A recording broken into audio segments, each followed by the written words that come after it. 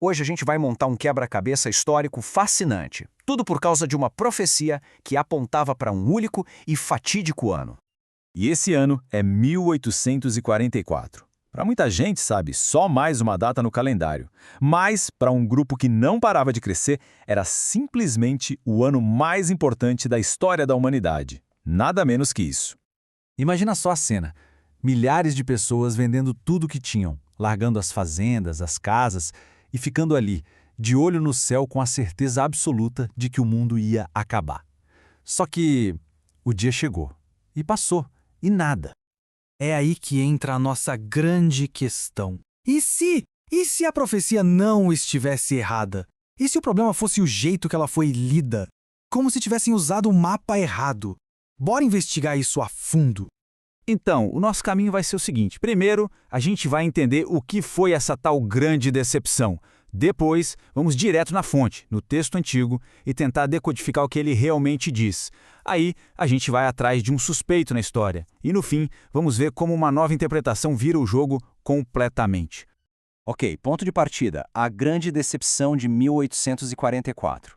O centro de tudo isso era um pregador chamado William Miller e seus seguidores. Eles estavam convictos, assim, de que tinham encontrado na Bíblia a data exata para o fim do mundo.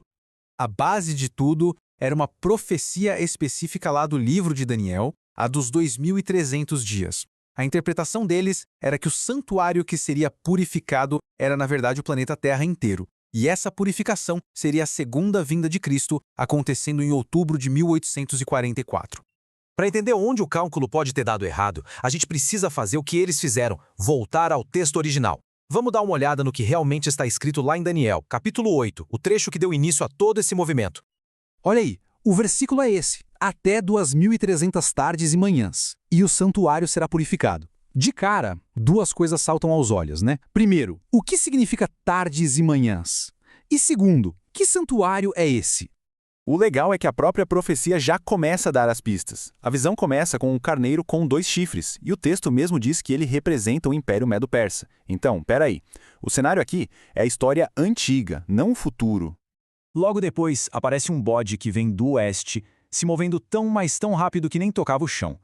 Pensa bem, que descrição incrível para as conquistas relâmpago de Alexandre o Grande e seu Império Grego, que simplesmente atropelou os persas. E a precisão histórica disso aqui é impressionante. A profecia diz que o chifre grande do bode, ou seja, Alexandre, seria quebrado no auge do poder. E foi exatamente o que aconteceu. Ele morreu super jovem. No lugar dele, nascem 4 chifres, que são os 4 reinos dos generais dele, que dividiram o império. Isso não é nem interpretação, é o que está nos livros de história. E aqui está o pulo do gato. A galera de 1844 pegou essa profecia, que está claramente falando da Grécia e da Pérsia, e projetou lá para o futuro. Mas e se a chave para decifrar tudo estiver exatamente nesse contexto histórico que a gente acabou de ver? Olha só o contraste entre as duas leituras. É gritante. A visão de Miller falava de 2.300 anos terminando em 1844 e da Terra sendo purificada. A outra visão fala de 1.150 dias literais lá na Antiguidade e de um templo específico sendo purificado. Totalmente diferente. Mas como se chega nessa segunda conclusão? Vamos ver. A primeira pista está na língua original, no hebraico. O texto não diz dias. Ele usa a expressão Ereb Boker, que significa tarde-manhã. Essa era uma referência direta aos sacrifícios que aconteciam no templo judaico. Um de tarde, outro de manhã. Então, se a gente está falando de 2.300 sacrifícios no total, isso não dá 2.300 dias. Dá a metade, ou seja, 1.150 dias. O segundo ponto, que foi um erro crucial de interpretação, foi pegar a data de início de outra profecia, lá de Daniel 9, que falava sobre reconstruir Jerusalém. Só que a nossa profecia, a de Daniel 8, se passa bem depois e fala sobre o oposto, sobre perseguição, sobre desolação. Misturar as duas é como misturar o começo e o fim de histórias diferentes. Ok, então, se o período é de 1.150 dias e aconteceu lá atrás, quem é o vilão da história? Quem é esse rei de feroz semblante que a profecia descreve? Bem, a história nos aponta um suspeito bem claro. O nome dele, Antíoco IV Epifânio. Ele era um rei seleucida, ou seja, de um daqueles 4 reinos gregos que surgiram depois de Alexandre. E o mais interessante, ele governou na última fase do poder desses reinos, encaixando perfeitamente na descrição da profecia. E o que ele fez? Parece que ele seguiu o roteiro da profecia à risca. Perseguiu o povo judeu? Sim. Parou os sacrifícios diários no Templo de Jerusalém? Sim. Profanou o santuário, colocando uma estátua de Zeus lá dentro? Também. E ainda proibiu as práticas da religião judaica sob pena de morte. É um encaixe perfeito. Então agora as peças do quebra-cabeça começam a se encaixar. A gente tem o período de tempo, o local, que é o templo, e o vilão. E com isso dá para ver um cumprimento da profecia, só que não em 1844, mas sim lá na história antiga.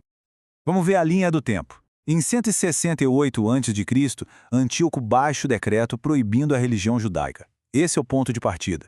Se a gente contar cerca de 1150 dias, ou pouco mais de 3 anos, a gente chega num evento bem marcante no finalzinho de 165 a.C.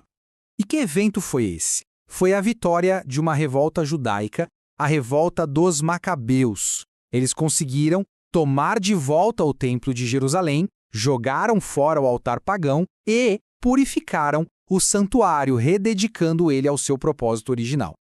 E aqui vem a parte mais incrível, a conexão final.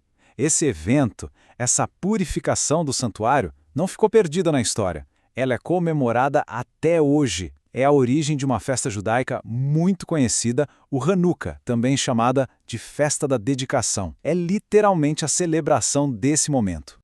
Então, no fim das contas, o que essa interpretação sugere é que a profecia não falhou em 1844. Pelo contrário, ela já tinha se cumprido, com uma precisão impressionante, lá em 165 a.C. O problema nunca esteve na profecia, mas sim na forma como ela foi lida. E isso tudo deixa a gente com uma reflexão, né? Quanto da nossa história não é moldada pelos eventos em si, mas pela maneira como a gente decide ler os textos que falam sobre eles. A história de 1844 é mais do que só uma data que não se cumpriu. É um exemplo impressionante de como uma interpretação tem o poder de criar movimentos, de mudar vidas e, nesse caso, de fazer milhares de pessoas esperarem por um futuro que, na verdade, já era parte do passado.